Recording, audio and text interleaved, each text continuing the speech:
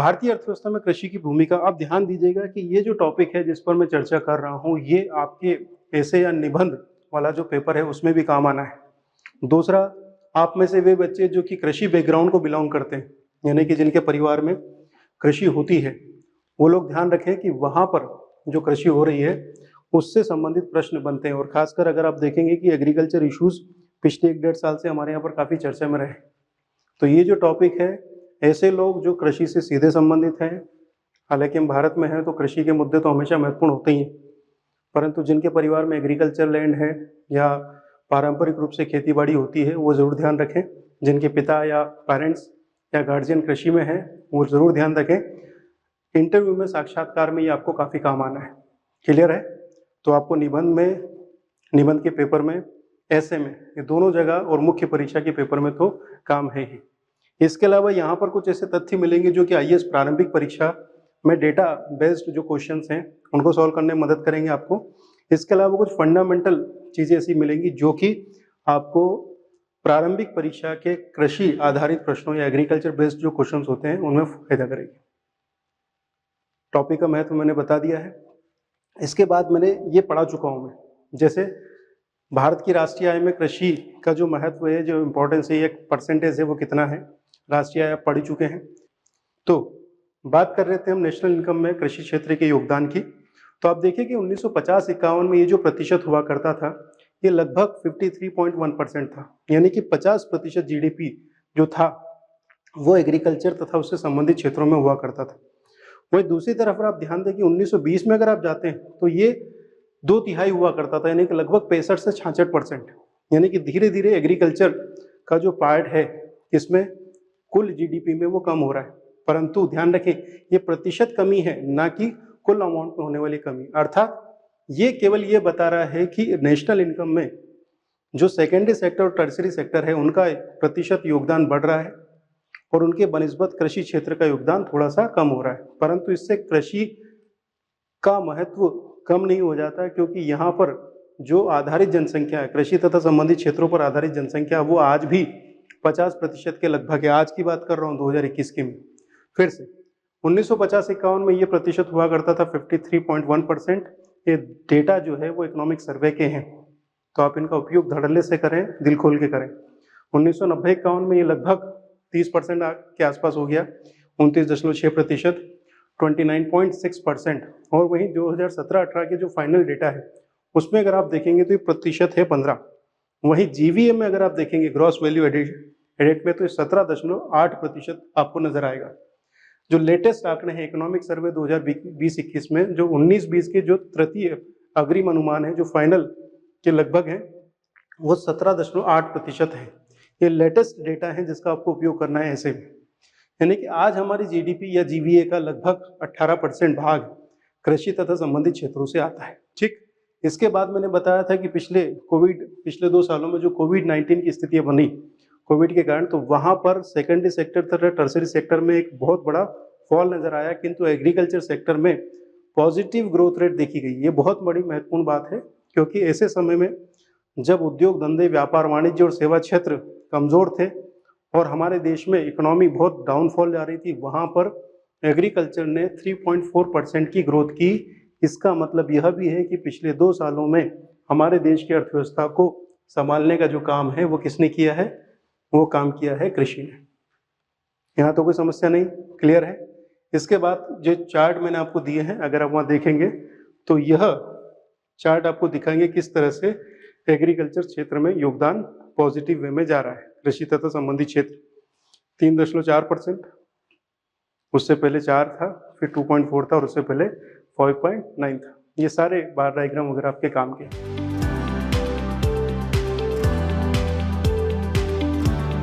अब इसके बाद में मैंने कुछ देर पहले आपको बताया था कि कृषि क्षेत्र में योगदान की जो कमी है उसके मात्रात्मक कमी को नहीं, केवल प्रतिशत कमी को दर्शाता है।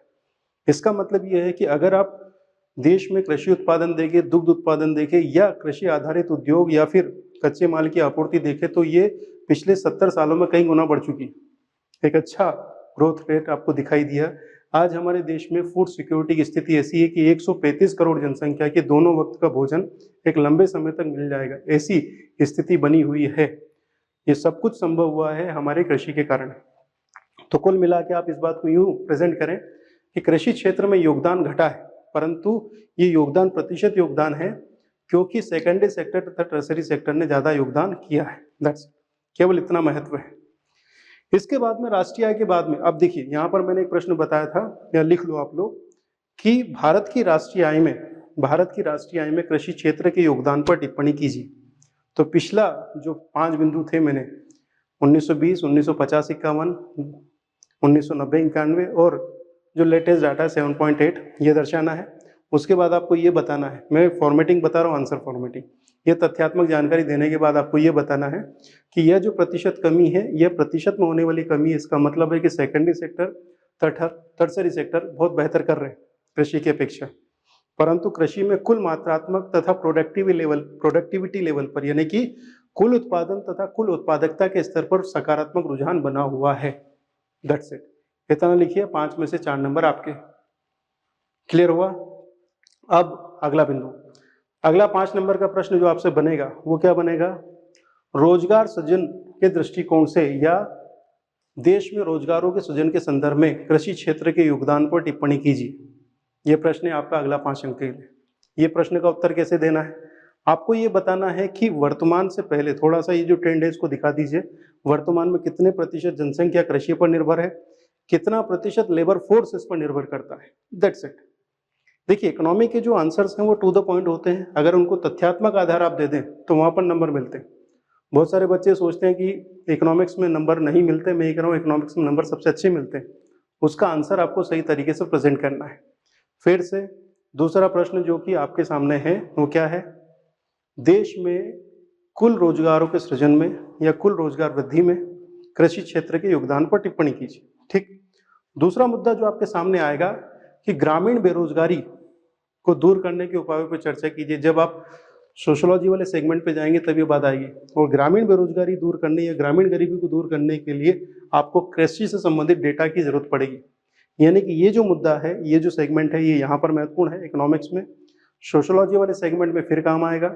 और तीसरा काम आएगा आपको कहाँ पर? निबंध में, क्योंकि गरीबी बेरोजगारी ये ऐसे इशू है जहां पर आपको लगातार निबंध लिखने हैं। ठीक है, ध्यान दीजिए इधर।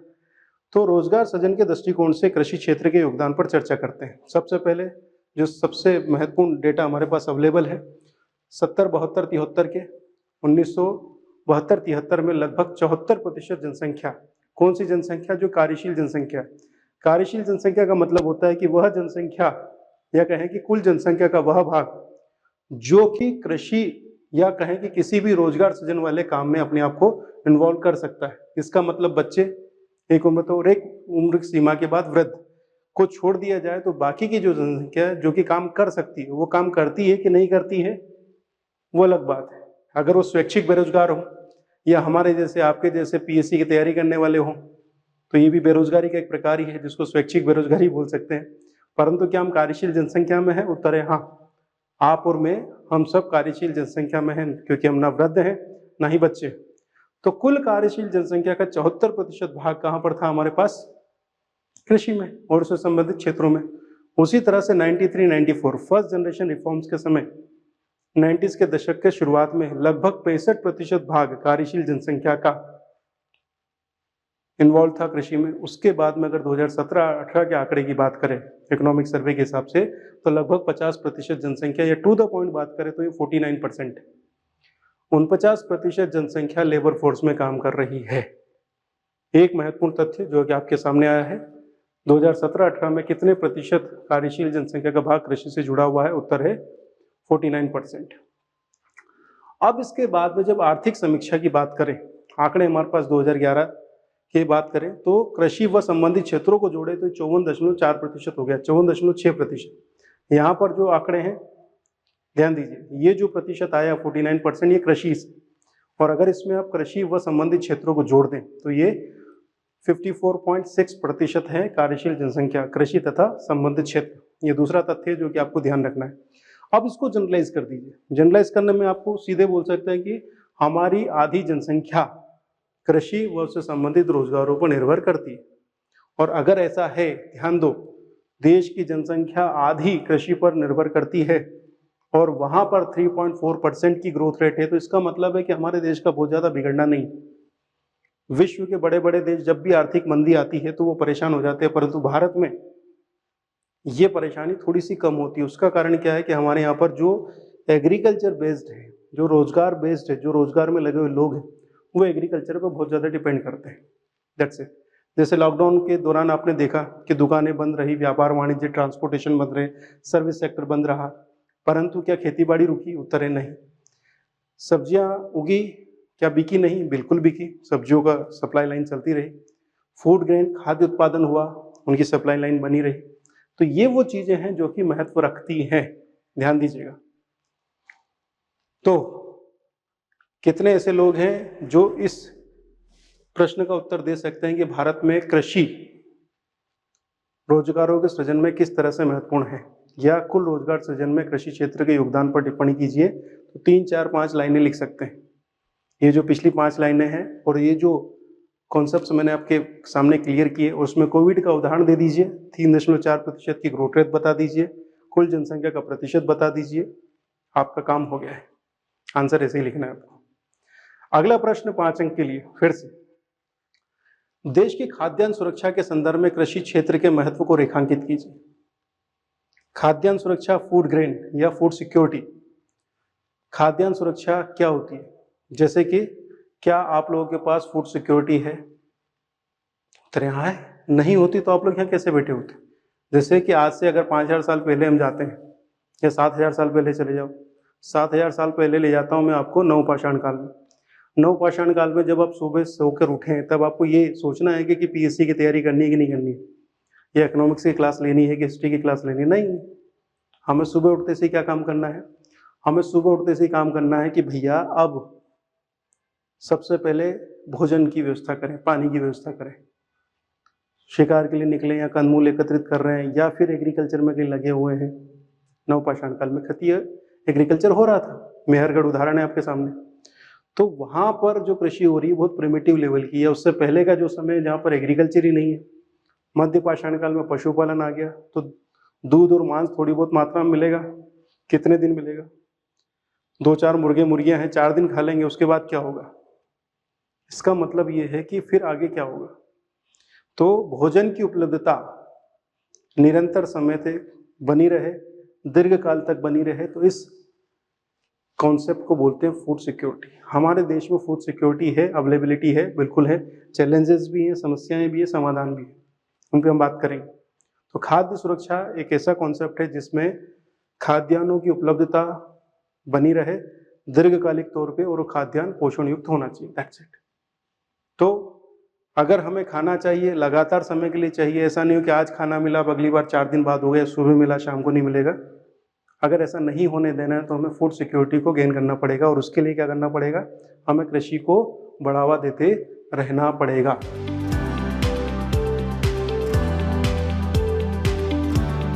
अगले मुद्दे पर, देश की खाद्यान्न सुरक्षा के संदर्भ में कृषि क्षेत्र के योगदान पर चर्चा कीजिए।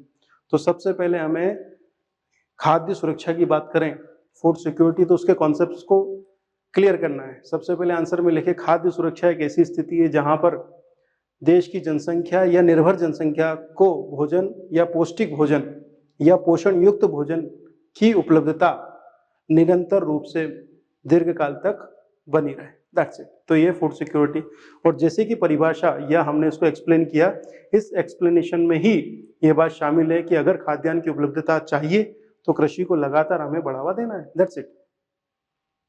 तो खाद्यान्न सुरक्षा की प्राइमरी शर्त यही है कि हमारा एग्रीकल्चर सेक्टर उसके लिए काम करता रहे। अब यहाँ पर कुछ आधार हम दे देते हैं, जैसे कि 2019-20 में कृषि क्षेत्र की जो आर्थिक समीक्षा है, जो चौथे अग्रिम अनुमान है, उसके हिसाब से हमारे देश में जो कुल उत्पादन है वो 296.65 मिलियन टन, इधर आ जाइए ज़्यादा बेहतर है, 296.7 मिलियन टन 2019-20 में। और आगे के लिए जो अनुमान है, अभी इसको आप हाइड कर लीजिए क्योंकि ये अग्रिम अनुमान है, इसको अभी ज़्यादा ध्यान नहीं देना है। तो 3 सालों की 2017-18, 2018-19 और 19-20, आप इसमें केवल ये देखें कि 2018-19 और 19-20 ये ऐसा टाइम पीरियड है जब हमारे देश में कोविड सिचुएशंस थी।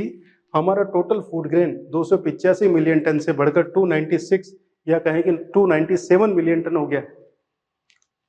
ये काफी बड़ा, लगभग 11 से 12 मिलियन टन ज्यादा प्रोडक्शन हुआ है। पीआईबी की साइट पर ये बताया गया है, ये वहीं से ली गई इमेज है, इकोनॉमिक सर्वे 2020-21 का आंकड़ा है। इन दो आंकड़ों को ध्यान रखिएगा आप, है ना, इसको अंडरलाइन करिए, इसको अपने आंसर्स में पुट करिए। ठीक, तो अगर हम खाद्यान्न सुरक्षा चाहते हैं और अगर स्थिति हमारी इस तरह से है, तो आप ये कहें कि हमारा देश एग्रीकल्चर के सेगमेंट में एक बेहतर परफॉर्मेंस के साथ पिछले 2 से 3 सालों में दिखाई दे रहा है। That's it. आगे फिर से एक 5 नंबर के प्रश्न, जहां पर आपको 50 शब्दों में आंसर करना है, यानी कि सीधी 5 लाइनें लिखनी है। देश के औद्योगिक विकास हेतु कृषि क्षेत्र के योगदान या उसकी आवश्यकता पर चर्चा कीजिए। अगला प्रश्न समझ में आया? बस अब इसको आप 3 नंबर में या 5 नंबर में कैसे लिखेंगे? सबसे पहली बात, औद्योगिक क्षेत्र ये है सेकेंडरी सेक्टर। अब देखिए, प्राइमरी सेक्टर, सेकेंडरी सेक्टर और टर्सरी सेक्टर को आप जानते ही हैं। प्राथमिक क्षेत्र का आर्थिक गतिविधियां, जो कहें कि प्राइमरी सेक्टर इकोनॉमिक एक्टिविटीज क्या है, तो ऐसी आर्थिक गतिविधियां जो कि प्राकृतिक संसाधनों पर प्रत्यक्षता निर्भर करती है तथा इनसे प्राप्त होने वाले उत्पाद भी प्राकृतिक होते हैं, वह प्राकृतिक उत्पाद प्राथमिक क्षेत्र के उत्पाद कहे जाते हैं तथा यह सारी activities primary sector economic activities कही जाती है। उदाहरण के लिए कृषि क्षेत्र इसमें आ जाएगा, एग्रीकल्चर आ गया। दूसरा, वनी या वन से उत्पाद प्राप्त करना, डिफॉरेस्टेशन या फिर कहें कि जंगलों से लकड़ियां एकत्रित करना, वनों की कटाई करना, मछली पालन, ये सब प्राइमरी सेक्टर इकोनॉमिक एक्टिविटी से। खनन, माइनिंग। एक्चुअली हुआ क्या है कि न्यूलिथिक टाइम पीरियड में जब हम प्राइमरी लेवल पर इकोनॉमिक एक्टिविटीज को परफॉर्म कर रहे थे, तो हमने प्रकृति प्रदत्त चीजों को ही लेना शुरू किया। जैसे कि प्रकृति से हमें जीव जंतु मिले तो उसका हमने शिकार किया। नंबर 2, उनका पालन करना सीख लिया, पशुपालन सीख लिया। मध्य पाषाण काल में, मेसोलिथिक टाइम पीरियड में हमने एनिमल हस्बेंड्री को एडॉप्ट किया। पहले कुत्ते को पालतू बनाया, फिर बाद में अपने अन्य जो मृदु स्वभाव के, जिनको कंट्रोल करना आसान था, उनको हमने अपना पालतू बना लिया, जिसमें घोड़े, गाय, भेड़, बकरियां, मुर्गे, मुर्गियां, ये सब शामिल थे। इनसे हमें क्या मिला? इनसे हमें दूध तथा मांस की उपलब्धता सुनिश्चित हुई। हमें वस्त्रों के रूप में इनका प्रयोग किया, इनका चमड़ा। ठंड और गर्मी से हमारे बचाव हुआ, जीव जंतुओं से, जो कीड़े थे, उनसे हमारा बचाव हुआ। तो मुद्दा ये रहा कि हमने कृषि किया, पशुपालन किया, फिर हमने तांबा का खनन किया, फिर तांबे से वस्तुएं बनाई, प्रारंभिक स्तर का धातुकरण किया या फिर धातुओं की वस्तु बनाई। पहली धातु जिसका उपयोग हमने किया वो तांबा थी नवपाषाण काल में। तो इस तरह से हमने क्या किया, जो प्रकृति के संसाधन थे उनको अपने अनुरूप बनाया। और इकोनॉमिक्स में इन्हीं सारी चीजों को हमने कहा कि ये प्राथमिक उत्पाद हैं। कृषि क्षेत्र से प्राप्त उत्पाद, खनन से प्राप्त उत्पाद। खनन जो आरंभिक लेवल का, कोल इंडिया लिमिटेड सेकेंडरी सेक्टर की कंपनी है, ध्यान रखना, माइनिंग करती है। हिंडाल्को, नाल्को, बाल्को, ये सब सेकेंडरी सेक्टर में है, ये प्राइमरी सेक्टर में नहीं। खनन एकदम आरंभिक स्तर का, जैसे कि अब हम जाते हैं और नदी नालों से रेत एकत्रित कर लेते हैं, ठीक है, ये रेत को एकत्रित करना ये प्राइमरी सेक्टर। परंतु अगर इसको इंडस्ट्रीज के लेवल पे ले जाएं, मशीनीकरण के लेवल पे ले जाएं, तो सेकेंडरी सेक्टर में आ जाएगा। अब मैं जो समझाने की कोशिश कर रहा हूँ उसको समझ लीजिए। तो उद्योगों को समझने के पहले प्राथमिक क्षेत्र के उत्पादों को समझिए। अब देखिए, उद्योगों से मिलने वाले उत्पाद, क्या ये जो शर्ट मैंने पहनी है किसी इंडस्ट्री से आई है? उत्तर है हाँ, ये किसी वस्त्र उद्योग की देन है। ये वस्त्र, जो सिस्टम आपके हाथ में रखा है, जो मोबाइल आपके हाथ में रखा है, वो क्या है? वो किसी न किसी मोबाइल कंपनी से बनकर आया है। जितनी भी चीजें आप आसपास देख रहे हैं, जो पेड़ पर उगी नहीं है, जो नदियों से लाई नहीं गई है, ठीक है, आपका मोबाइल किसी मोबाइल के पेड़ पर नहीं लगा है, ठीक है, बल्कि इसको बनाया गया किसी फैक्ट्री में। तो जो बात मैं समझाने की कोशिश कर रहा हूं वो ये है बच्चों, कि आसपास जितनी भी ऐसी चीजें जिनको आप छू सकते हैं, वो किसी न किसी उद्योग की देन है। परंतु हर वस्तु जिसको आप देख पा रहे हैं, उसके पीछे कोई ना कोई प्राकृतिक उत्पाद है। That's it. और इन प्राकृतिक उत्पादों में अगर कोई ऐसा उत्पाद है जो कि कृषि क्षेत्र से आ रहा है, दैट्स इट। अगर वो नहीं होगा तो औद्योगिक विकास तो ही खत्म हो गया।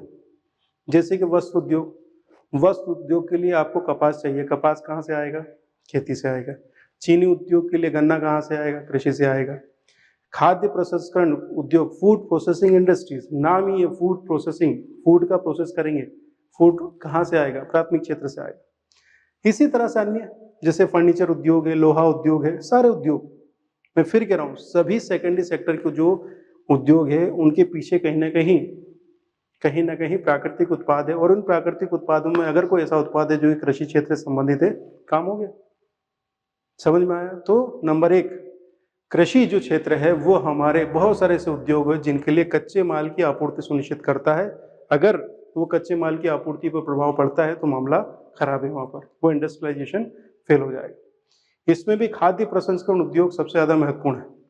अगर आप ध्यान दें आंकड़ों के अनुसार, मैं कुछ पढ़ के सुना रहा हूँ, 2018-19 से बीते पिछले 5 सालों में अगर आप ध्यान दें तो लगभग 10% के ग्रोथ रेट से फूड प्रोसेसिंग इंडस्ट्री बढ़ रही है।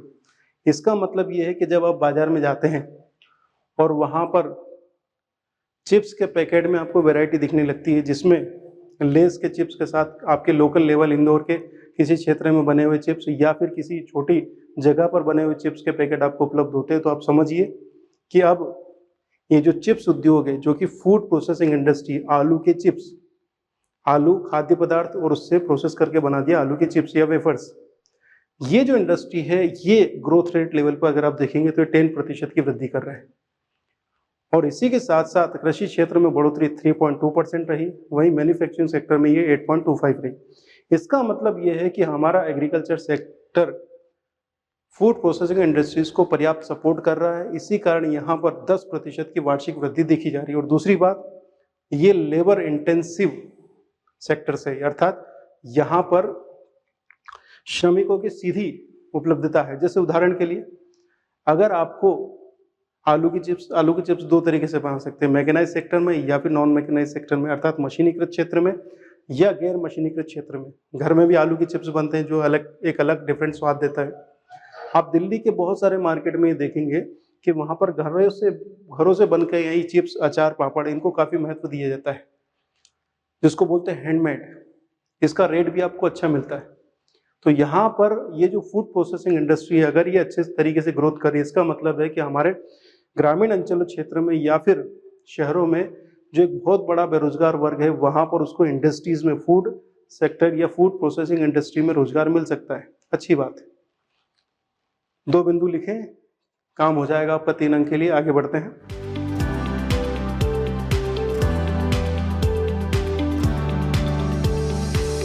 अब इसके बाद में अंतर्राष्ट्रीय व्यापार के संदर्भ में कृषि क्षेत्र की योगदान बात कर लेते हैं।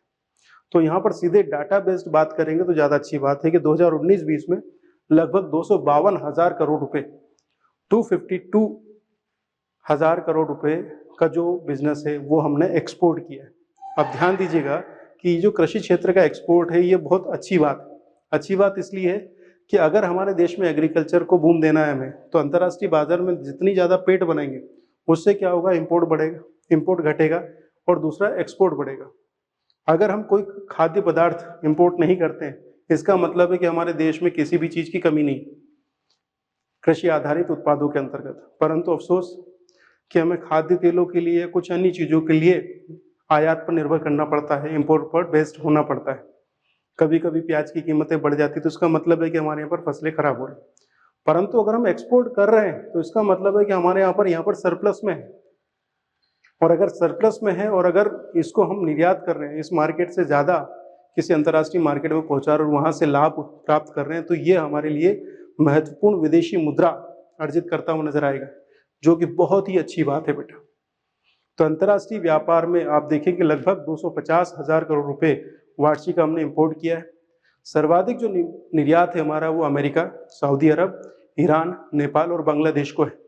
इसके अलावा ये भी बता सकते हैं कि भैया हम क्या क्या निर्यात करते हैं, जैसे कि बासमती चावल है, समुद्री जो उत्पाद है वो है, गाय का मांस है, भैंस का मांस है, मसाले हैं, साधारण चावल है, कच्चा कपास है, आदि आदि आदि।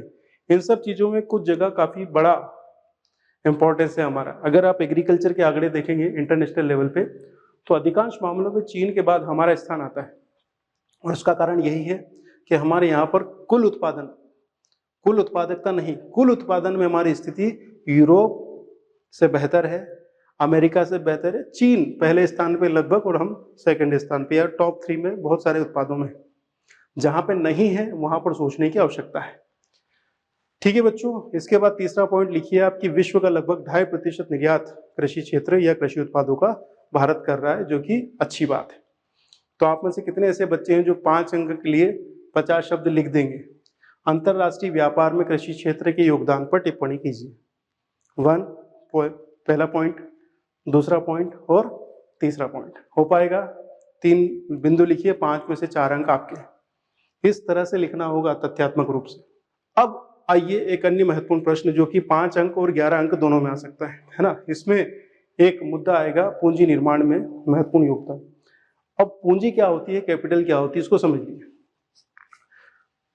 पता नहीं मैंने आपको मुख्य परीक्षा में पढ़ाया नहीं पढ़ाया, प्रारंभिक परीक्षा में पढ़ाता हूं मैं, और पता भी होना चाहिए कि प्राइमरी इकोनॉमिक्स में या बेसिक इकोनॉमिक्स में एक कॉन्सेप्ट आता है जिसको बोलते हैं फैक्टर्स ऑफ प्रोडक्शन। अर्थात किसी भी उत्पादन के लिए 4 तरह की चीजों की आवश्यकता होती है, जो कि है भूमि, पूंजी, श्रम और उद्यमशीलता। लैंड, लेबर, कैपिटल तथा एंटरप्रेन्योरशिप। भूमि, पूंजी, श्रम तथा उद्यमशीलता, ये 4 फैक्टर्स जब मिलते हैं तब जाके कोई प्रोडक्शन संभव होता है, कोई उत्पाद तैयार होता है। इन उत्पादों में सबसे महत्वपूर्ण है पूंजी या कैपिटल। अब पूंजी या कैपिटल क्या है? देखिए, सबसे पहली बात तो ये टचेबल तथा नॉन टचेबल दोनों है, अर्थात इनको छुआ भी जा सकता है और नहीं भी छू सकते हैं। अगर पूंजी पैसे के रूप में है तो वो टचेबल से, जिसको हम फाइनेंशियल कैपिटल बोलेंगे। परंतु अगर वो बौद्धिक है, जैसे कि मैं आपको पढ़ा रहा हूं, तो मेरे पास क्या है ऐसा जिससे मैं आपसे पैसा ले सकता हूं या आपसे मैं पैसा अर्न करने की उम्मीद करता हूं, वो है बौद्धिक क्षमता। इसी तरह से कोई फिल्म डायरेक्टर है, कोई सिनेमेटोग्राफर है, कोई कलाकार है, उसकी कौन सी क्षमता है? उसकी है कलात्मक क्षमता, वो है उसका आर्टिस्टिक पावर, वो उसके लिए कैपिटल है। तो पूंजी निर्माण में महत्वपूर्ण भूमिका किसकी? कृषि क्षेत्र की। अब देखिए, कृषि क्षेत्र यहाँ पर पूंजी निर्माण की बात कर रहा है, इसका मतलब है बेसिकली वो फाइनेंशियल कैपिटल की बात कर रहे हैं। अब देखिए, अच्छी बात कहें या बुरी बात कहें कि भारत में एक बड़ी अच्छी परंपरा है जिसको बोलते हैं बचत करने की। हमारे यहाँ पर कितना भी कोई कमाता हो, वो बचत पर जरूर ध्यान देता है। घरों में आप देखेंगे कि हमारी माता बहनें बचत के ऐसे ऐसे तरीके निकालती हैं कि वो नोटबंदी के समय हमें समझ में आता है कि हम कितने पैसे वाले हैं।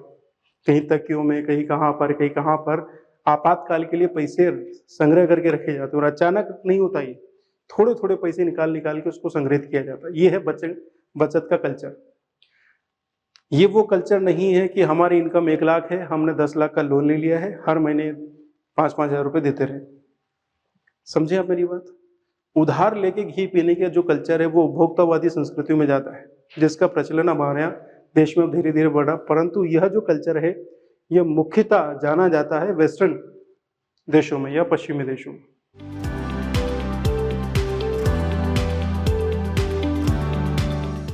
पूंजी निर्माण समझ लीजिए। मैंने पूंजी निर्माण समझाते हुए आपको बताया सेविंग, यानी कि बचत।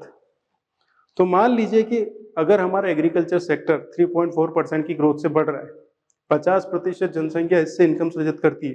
अब 50% जनसंख्या बहुत नहीं परंतु थोड़ा थोड़ा भी सेविंग करेगी और उस सेविंग को बैंक में जमा कर दे, या उस सेविंग को वह उपयोग कर ले किसी उत्पादन कार्य में, वो कृषि उपकरण खरीद ले, वो खाद बीज खरीद ले और उनका उपयोग करके फिर पैसा कमाए, यानी कि बचत जो है वो फिर से इन्वेस्टमेंट के रूप में आ जाए। यानी कि बचत तब्दील होती निवेश में, घरेलू निवेश, बाह्य निवेश दोनों होते हैं। निवेश और निवेश के बाद उत्पादन में वृद्धि।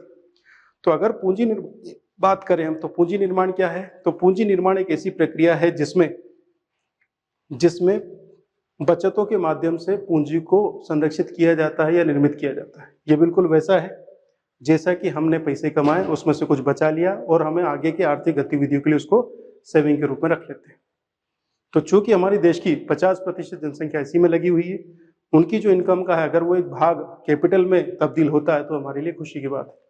तो पूंजी निर्माण में एग्रीकल्चर सेक्टर का योगदान काफी महत्वपूर्ण है और ये योगदान है 16.4%।